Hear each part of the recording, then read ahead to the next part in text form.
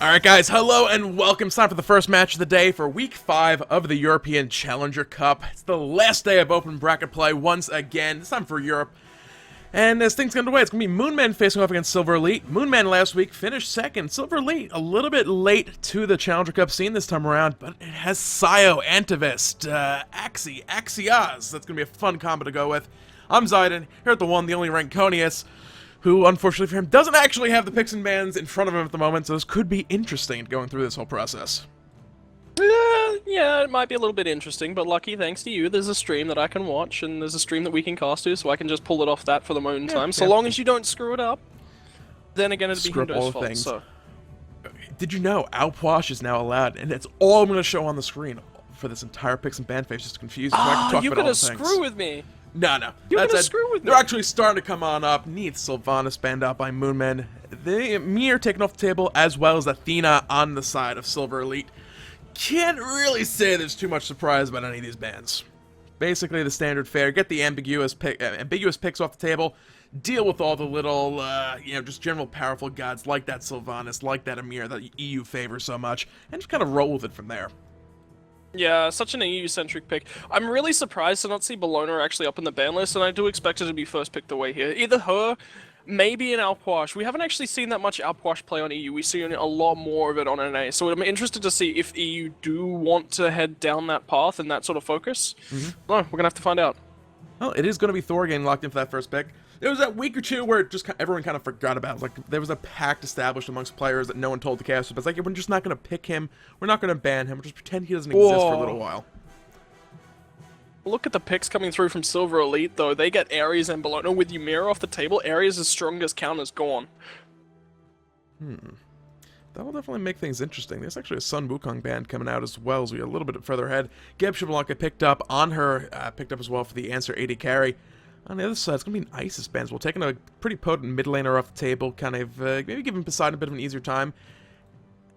Looking at this backwards, Poseidon just got picked up. I'm talking about this ahead of myself. Taking the Isis off the table and picking up the Poseidon, good answer to that. There's still some other options. They're going to go with Chornos, however. This is weird because you're not seeing the picks and bans. You can't really commentate on stuff as it's popping up.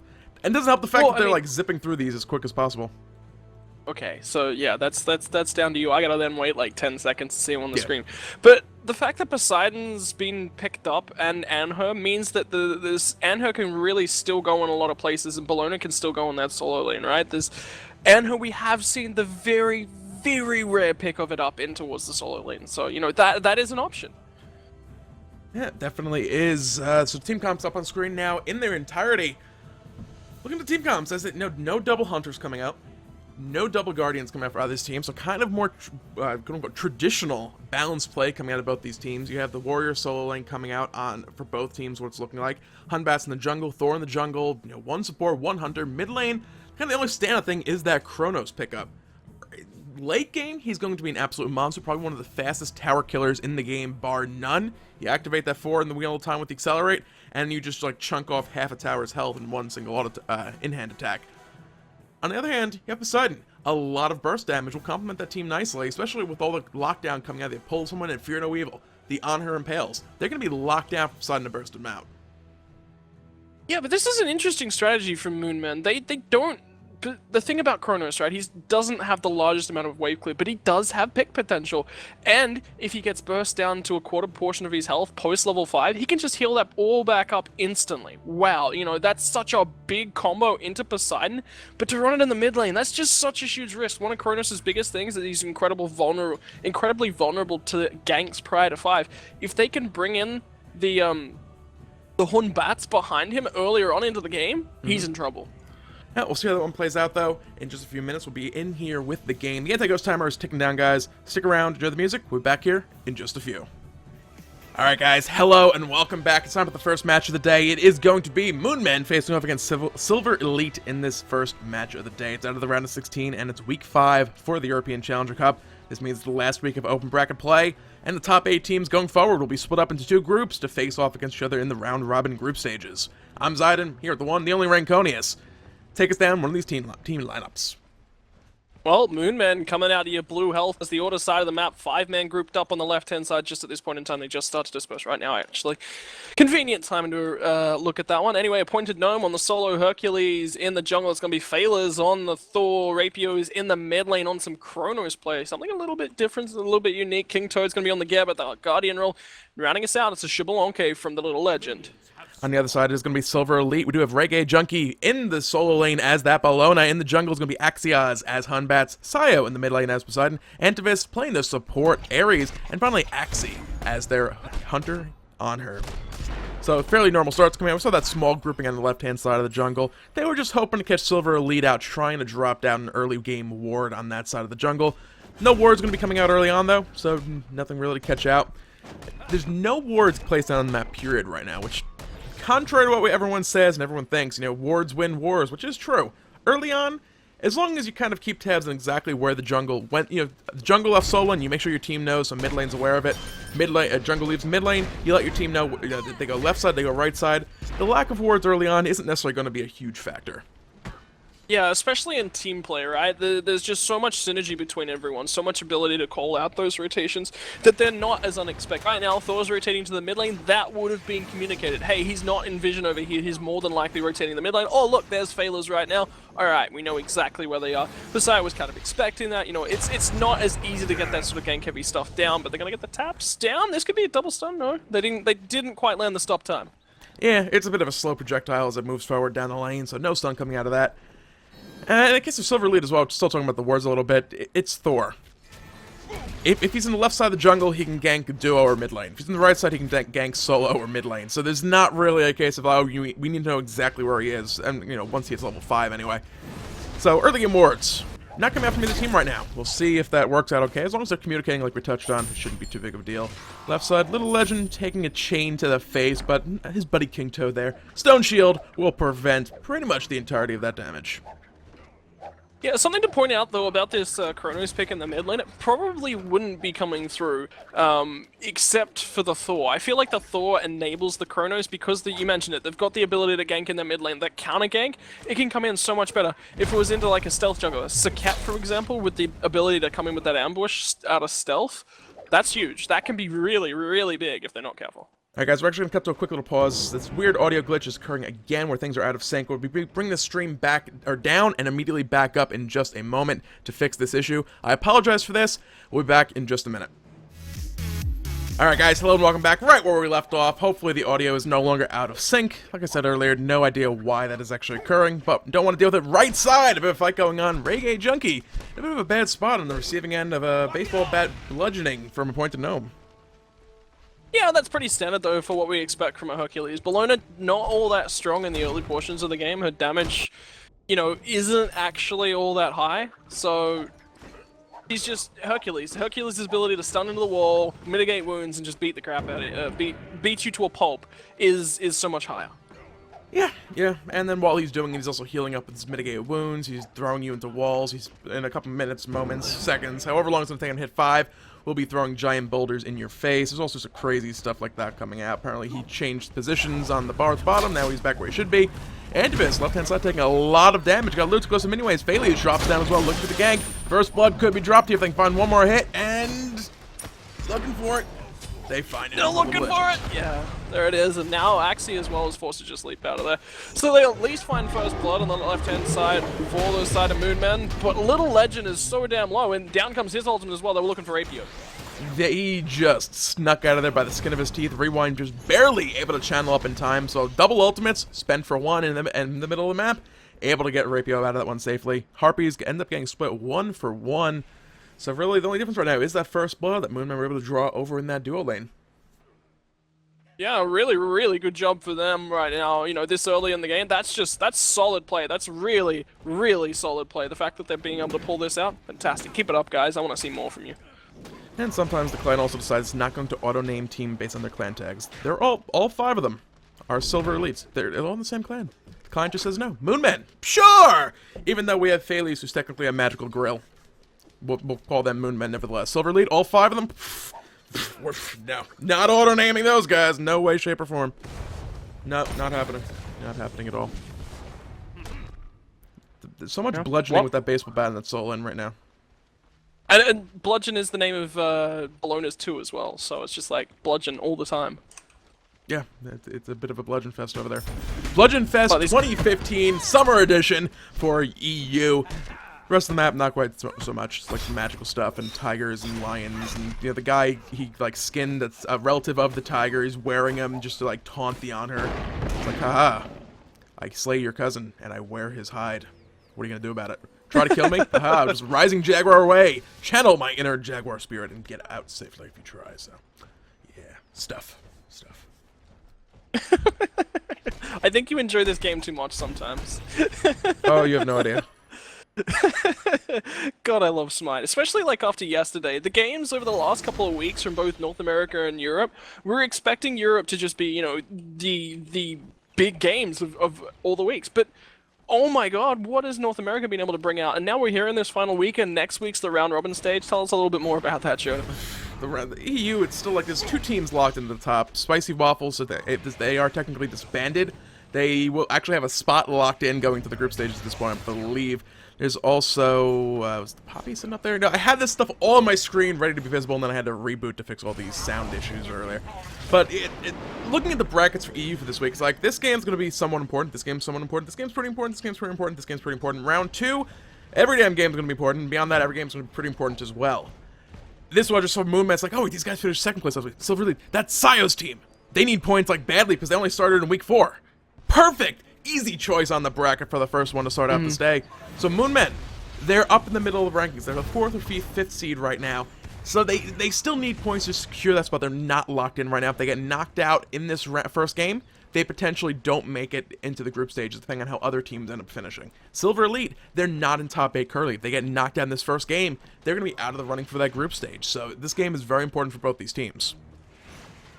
Yeah, very, very important for both of these teams. Like, it cannot be understated how important this game is. Both teams, they've just got to play their hearts out and see what happens, you know? They can't leave it sitting on the sideline at the end of this week. It is literally all got to come out and be on the table. And if they leave anything behind, especially from Silver Elite's side, they've got no hope in hell of making the World Championships this time around. Yeah, MoonMen actually, with these mid-harpy spawning, the rotations coming out from Pointed Gnome over to the middle of the map. If at any point MoonMen decide they want to start fighting over those harpy camps, they'll have that extra man in the middle of the map to actually participate in the fights. Not to say Reggae Junkie couldn't start rotating over as well, but he hasn't really been rotating as quickly as Hercules, so it'll be a little late to any team fights that break out over those harpy camps on the right-hand side at least. Yeah, that's the risk, I suppose. You know, Bellona, the Eagles rally, really, really good initiate, but the pluck potential of a Hercules as well. It's just insane. So both of these guys are strong if they do rotate for those harpy camps. If they don't rotate for the harpy camps, they're still okay. You know, it's still not too bad. Things could be worse. Yeah, Bellona's another one of these guys as well. She's not as good necessarily late game as Hercules. Early game, she's okay. The disarm is always good throughout the game. And her damage is, I don't know if her damage isn't necessarily there, but at this point, you know, she joins the team fight. Eagles rally is great. You get the extra protections in the aura, the stun off the center portion of it. And then just in the middle of a fight, she's going to be doing a fair bit of damage, even with only boots online. As the game progresses later and later, Hercules with that mitigate wounds is going to be staying alive a lot longer than Bellona is. Yes, Scourge has a heal on. It's 50 health per hit. It's not a mitigate wounds. She won't be staying alive nearly as long, and the way she'll be building as well, I don't say it's necessarily going to be a more offensive build, but she's just not going to be as much of a tank as that Hercules later on. Yeah, she's not going to have all the stats that a Hercules is going to have. What she will have, though, is the fact that her Eagles rally, stun, and AoE buff for her team. That's what she's really focused about. Is about to come in with the bludgeon, but you've also given your team a stun, a setup for a fight, and the ability to come in with all these bonus protections. That's entirely what it's all about. She can't get that done. Eagles Rally is so core to her kit and so core to her team's kit. But look at the rest of the composition that they're running. You know, Desert Fury does a lot of damage in that AoE. They're also looking for the stun and the grab from the Ares as well. And Poseidon, they really want to fight in circles. If they can't fight in circles, their opponents win. Pretty much. It's all going to come down to how well they can burn beads. They have two ways to play it out. We can burn beads and set things up for the Batz Fear No Evil, or we can use the Fear No Evil to set things up for the No Escape from the Ares. If they set it up for the Ares No Escape and manage to pull a couple people, Desert Fury plus the Kraken coming up in the middle of a number of people, followed up by an Eagles Rally just to kind of make sure they're not going away if they happen to survive that just insane combo of AoE damage getting rained across the potentially entire team if they can find a big pull off that Ares, is just going to devastate and ruin a team fight. And they go the other route, well, we just use No Escape to pop some beads, and then Fear No Evil, and you do the same sort of thing with that. Oh, Blink in, No Escape in the mid lane from Antivist. He's looking for Rapier. Rapier's already got those beads online, though, so he's going to be totally fine. But that's a 180-second cooldown on those beads early on. Yep, the No Escape will be back off cooldown prior to that coming up. It is Chornos, however. The issue with that will be, even though beads is down, there's always that chance that they don't have just enough burst damage to actually pick him up. Up. Here's the sudden whirlpool. I'm stuck into the Kraken's coming. Pop, hit, mash that rewind button. Cross your fingers. Hope for the best. You get rewind off. You live. If not, well, darn the rewind with its long cast time. Damn that long cast time. But yeah, you're 100% right. And the fact that Bellona can put out a decent amount of burst with the bludgeon, Poseidon, whirlpool, Batz, overhand smash, Fear No Evil. There's so much combo. You know, even Ares can potentially do enough damage to get rid of that last ticks of the rewind. It's such a risk picking up a Chornos into this composition. Like, they were down to the latter stages of it. Poseidon was already on the board, Bellona was already on the board, right? It was such a risky pick. I think Batz was the only pick that wasn't locked in before Chornos was. So that's risky, and they set it mid lane as well. It's not going to be able to sit around and split push in a solo lane. It'll get interesting late game. Poseidon's going to be more about his burst. He still has the Trident to actually help his in-hands out. He gets like the kind of spread shot upgrade on his in-hands for a little while. Rapier, on the other hand, with the Chornos, with Phase 4, he's doing a lot of magical damage over time in the course of the team fight. He gets kind of a pseudo-hasten Fatalis effect, extra movement speed. His in-hand attacks don't slow his movement speed. He doesn't get put into combat, the combat movement speed penalty, or however it's worded. And a lot of extra damage. He gets a percentage based of his magical power added to his in-hand damage, which is a lot. If you watch a Chornos late game, he's essentially an 80 carry. It's not a crit situation, but he'll still be hitting targets for like 500-600 damage per hit while it's up. Yeah, and it's a strong counter item to coming through to Chornos, because there's also a Hunter on the team. Look to pick up a Height of the Nemean line. If you're ever into those in-hand magical gods like a Freya as well, it works so effectively against them. If you're ever into double Hunter plus a magical in-hand god, pick up a Height of the Nemean line straight up. That's such a strong item for you. Oh, absolutely. Shield of the Underworld as well. Always a nice, fun one to throw into the mix if you have the ability to pick that up. You know, why not shut down any possible lifesteal they're getting as well? Because Vayncroft's a pretty common one on Chornos.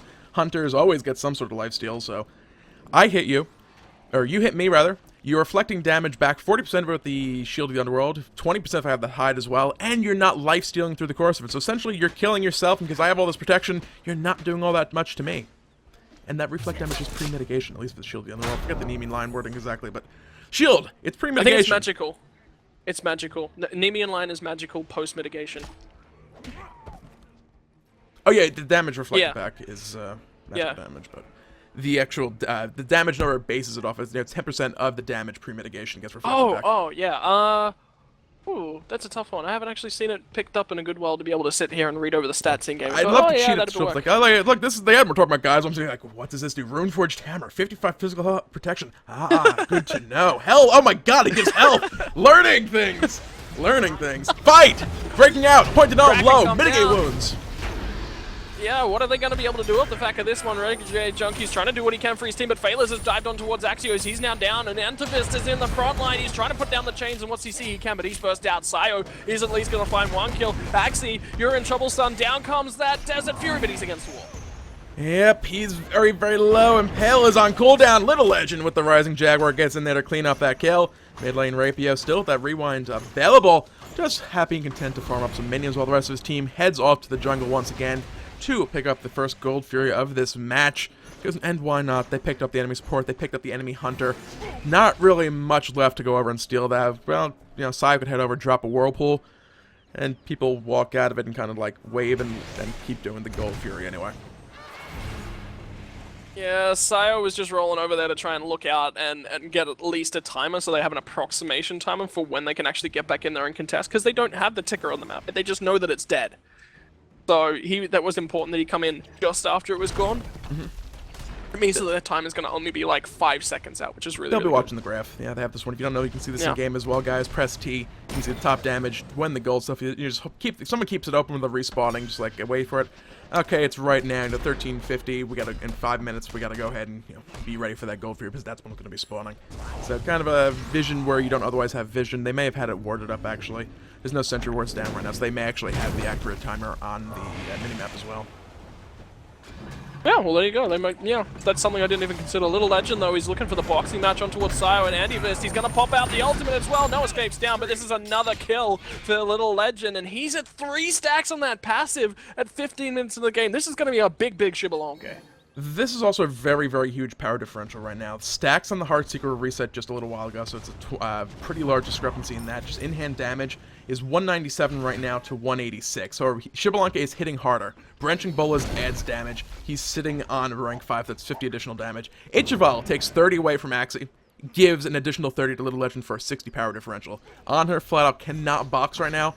Even if he lands an Impale combo and has Xbalqnue sitting within that Shifting Sands, it still could be a very close back and forth. Xbalqnue had managed to apply those Ichival stacks prior to getting stunned out. Yeah, and the RC is the only form of life still coming through. There's a little bit stronger now that the Dev Gauntlets are fully stacked up. So in a boxing match, there's going to be a Cataclysm, though. King Toad interrupts the boxing match. Bayless is here as well against the Slam Jam, and well to the clan, ma'am. Or I think I totally stuffed up that reference, but it doesn't really matter. They got a kill anyway. Yeah, they were looking to try to find something on the back end of this one. Antivist could still look for a blink no escape, but not going to go for that route. The fact that no escape is still 20 seconds off cooldown, probably not helping things. Mid lane, a quick rewind, you'll get him out safely as Phalees drops in from across the skies, or the Anvil of Dawn, or whatever the heck his ultimate is actually called, to find and help secure a kill for Rapio. And now running back on out of this one, Antivist, trying to do what he can with the Searing Flesh, but really there's absolutely nobody nearby to back him up. He's going to try and juke, just buy time, delay these guys coming farm elsewhere for the meanwhile, but Rapio will bring him down to add his 4th kill onto the board. And they bought enough time as well for Rapio to get in there, and Rapio is going for the double stacking build route as well. Look at this, Doomorb already completed 50 stacks. That was online and very, very quickly built up. But this is going to be a Warlock stash. This isn't going to be an early Telkine's Ring or anything like that. This is health, this is bonus AP, this is a hugely scaling late game god that has got so much scaling built into his items as well. Oh yeah, it'll be great. Chornos is one of those guys where you want a little bit of the health on him. Warlock stash rather, is a very good item in general, and the health, just like, it's an extra couple shots you can take in the middle of a fight and stay alive for. If you're dead, you're doing 0 damage. So, staying alive, obviously a good thing. Yeah, especially when you got a Doom Orb as well. Oh yeah. Who doesn't mind the extra 130 free magical power? At least until you inevitably fall at some point or another, and it's like, well, it's now currently sitting at only like 65, but I can build those stacks right back up, and I'll be back up to that lovely 100+ number. So, Whacker a lovely Rodita Hootie on the back of these 2 stacking items as well, and he is going to have so much magical power. No, that's disgusting. Just no. Yeah, it's filthy. Build a Book of Thoth as well, Rapier. No. Could you imagine that? No. Triple stacking AP plus Rodita Hootie. To be fair, Beads forced down mid lane to get out of the Whirlpool. Phalees will be okay. Rapio, not in a great spot right now. 1v2, doesn't care, doing damage. Yeah, and he's got the in-hands. Little Legend is going to find another stack on the left-hand side of the map. They're not quite done here in the mid lane. King Toad might go for a blink in, not quite going to go for that, but this is the 2v1 from Little Legend. He's got Axie down to such a sliver of health, and this turret's not healthy, but down comes Desert Fury. Axie's looking for whatever he can, but the branching bowlers aggro that tower once again. Oh, King Toad's here. This is dead. I've actually can't. Why did you snipe it? King Toad come in and hit the shockwave and stole the kill. Stat padding. Stat padding. He wanted to kill on the board. No one wants a 0 on the bar. If it's a 10, it's okay then. Unless it's a death, in which case that's a bad thing then. Yeah, we're talking about the Chornos build though. The Doomorb brought it to Hootie, Soul Reaver, Warlock Sash. It's just too much straight up magical power. You need some penetration in there as well. So I wouldn't be surprised. Yeah. Actually, I didn't get a chance to get to this, but it's going to be a Demonic Grasp coming in here in just a couple minutes when he gets enough gold to actually finish off that item. And then Telkines. Yay! I love Telkines. Yeah, not at this late in the game. By the time he'd finish off his next item as well. The problem with Telkines is it's a flat 40 additional damage. It's not terrible. but it's only on in hands. It's better items you can pick up when you have limited slots. There are some exceptions. Xbalqnue springs to mind because he attacks so darn fast, kind of like a Kali type situation. Just because you have so many attacks coming out so rapidly that 40 additional damage per attack is actually a lot of extra damage compared to like Demonic Grasp if you have to pick one of the 2 ring items. So, bracelets, is wristband. I don't know what this is supposed to be. Ring, enchanted ring. So it is a ring. Sometimes the items' names are relevant. I mean, he's got a magical orb. Look at those items: magical orb, magical belt, magical ring, magical. I don't know. Boots. I was trying to go someplace. He just needs like a breastplate, some sort of magical breastplate, or a spear, or a staff of some kind, an ethereal staff, perhaps. He has a stuff right, technically. I mean, that's part of his kit. A rope. No one wants to be running around naked. Unless you're Hercules, you want to show off those muscles and stuff like that, because, why not? Gotta show off those pecs. Get all the ladies at the beach. Summer Smite. Hercules, man. Yep. I don't think we've seen him yet. Can you actually get him yet, for that matter? I don't know. Yes, Bailey's, though, actually, up in the air. click in. Cataclysm. Down comes that ultimate, at least from the Ares. He's trying to lock people down. He's still living with a sliver of health and weren't able to quite get on towards him, but Thor's going to slam down and complete that one. Yep, Kraken does come out. Pointed Gnome took a decent bit of damage, but the health bars are dropping across the board, and it is looking like MoonMen are going to be taking this fight again as 3 members of Silver Elite are already down. Axios does answer back with 1, but now can he get out alive? So still waiting nearby. Going to drop down a Whirlpool, but not really in position to save the life of the monkey in the jungle this time around. Sai will pick up some And that was a back 4v5. Yeah. Which Look at means... this. Split push. Yep. 2, 1, and there it goes. There she goes, and that's all they wrote all day long. And another one in the right lane, the back of that fight. So look at this game right now. I mean, MoonMen have a very strong lead. We're 20 minutes in. It's a 10,000 gold lead as things stand right now. We just saw a pretty definitive teamfight victory go in the way of MoonMen. What did you see, or what would you say even went wrong early on? I mean, Harpies were going 1 for 1. There was that one team fight. I don't know if it didn't go wrong, but after that false Gold Fury, it was kind of just like a downhill slide. Oh yeah, I mean, they lost the fight, but it wasn't like a case of, that was just the worst team fight in Smite history type situation. Well, no. Yeah, effectively not. There was only 1 member left, though, and the amount of XP and gold that got shunted around across the team, and then they picked up the Gold Fury, and then they picked up a right-hand tower off the back of that. Was it right-hand? No, it was the mid lane tower they went into after that. You mentioned it very early on in the draft that Rapio on the Chornos is going to shove turrets extremely quickly. Yeah, they did that. It's look at this graph. It's been those steps to victory we always talk about. Part of it as well, he is Chornos. Chornos, if you get a little bit ahead, the extra scaling you get just from your leveling early on is often enough just to barely allow you enough time to use that rewind and escape a fight. You should otherwise be dead and alive. It's kind of like a Kali situation as well. She gets her mark off in a team fight. She's going to be back up at full health. You have to deal with her all over again. Fire Giant is going to start off now, by the way. No escape coming in on a whole lot of people. Not going to find a pull, however, as the fight commences. Yeah, Cataclysm went down as well, but now look at that Tectonic Rift trying to double tap on Anivis. He's still alive in the middle of this one. The rewind as well getting, oh my god, so much health back, but Little Legends confirmed Sayo, and now he's just going ham in the backline. Rapio was 1 man and Axios, but Thor slams down to confirm that one, and now there's a Hercules in here as well, and he's dead. And that's going to be Surrender Vote coming out on this one. We're talking about what may have gone wrong with this one, and part of it, at least in my mind, comes down to that Ares. We saw that one left side Harpy fight, where Ares just, he got no escape onto Little Legend, and Little Legend just basically ripped him apart before the no escape even had a chance to complete. It's one of the big downsides to Ares. If you start to fall behind, it is so difficult to actually use your abilities. You look at a Geb, you can sit in the back line of a fight in the mid line, not really say, I can't front line because I will just die flat out right now. Throw stone shields out. Shockwave came back off as a big frontal cone ability. I can use that, back off slightly. Ares is kind of I have to be in the thick of things, so I have to get close to them to use my no escape. Then I have to stand in the air with my arm up in the air, holding all these chains for 3-4 seconds while it channels, and meanwhile they're just dumping tons of damage on me because I'm behind on the squishy, easy to bring down target.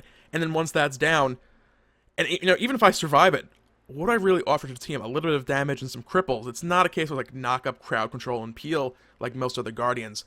So not to say that that's necessarily the reason the team lost, but on the back of those first couple fights, when Ares started to fall behind a little bit, I mean, look at the levels as well. Very, very far behind, just not really able to catch back up. Yeah, well, unfortunately, that's just how it goes sometimes. That's just how Smite Can happen, and I mean, if you've got the results back up on the screen so far, I'm really keen to keep a track on that, especially for the side of Silver Elite. They're pretty deep down. They're towards the bottom. Yeah, they were sitting in ninth, and that's got them knocked out pretty early on in terms of things as well. So we're gonna have to keep an eye on how this tournament develops, because they're outside the points today. They're got it knocked out in round of 16. No, so they're inside the points. So 5 points only for them. They're gonna round out on 30 points. That isn't gonna get them a spot in unless Spicy Waffles don't come back and grab their spot. Yep, and that's not to say I'm not sure who else is still in the running right now. The brackets are updated. We're going to be moving on to a quarterfinal match next, so I'll keep you updated with the teams getting holding on to spots, clinching spots, and otherwise not making it to the group stages so far today. So it is week 5. It's the last week of open bracket play. The quarterfinals going to be coming up, guys. It's Poppy's Losing Rose, Six Sigma, MoonMen, Myrmidon's Flash Gaming, and Elo Fisher's Team Illusion to face off in that round. We'll pick one of those and be back here with it for you guys in just a few minutes.